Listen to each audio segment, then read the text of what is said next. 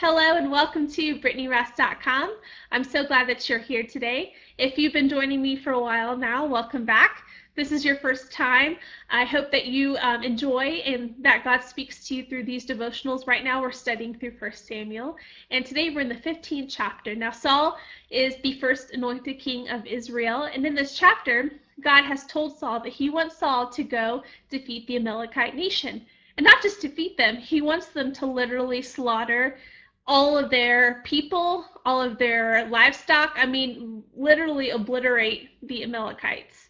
So Saul goes to war, and he does end up defeating the army of the Amalekites and does kill most of the people. But what he doesn't do, he's not fully obedient. He doesn't kill the king, and he does not kill the best of their livestock. They essentially keep the best of the livestock. And what happens is that Samuel comes to confront Saul, and it's really a powerful story. I'm going to encourage you to read it, and you're going to learn more about it below. But essentially what happens is Saul thinks that he's been obedient to God. He's like, oh, look, I've been obedient to God. Look what I've done. And Samuel's like, what are you talking about? You were not obedient. Why do I still hear the livestock? Why is the king still here? In fact, Samuel kills the king right there.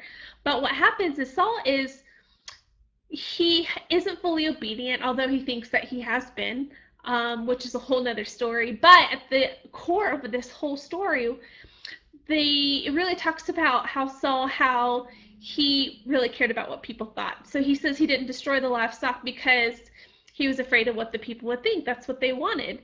And so what you're going to read below and learn today is about, are we allowing other people's thoughts and actions dictate what we do? Are you allowing what somebody thinks about you to really dictate how you live your life, how you make your decisions?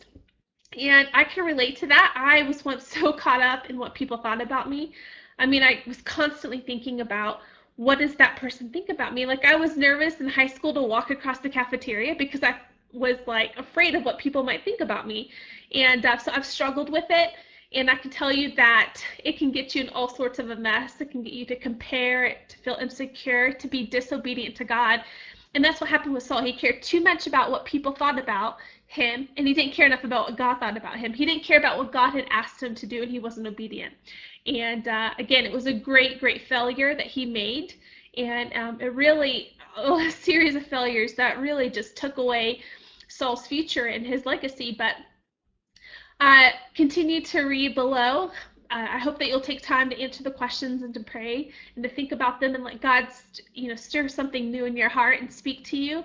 And I just encourage you to just listen to the voice of God, be obedient to what He's calling you to do, and don't let the voices of this world overcome what He would have for you in your life. And I hope that you have a great weekend, and I will see you next week.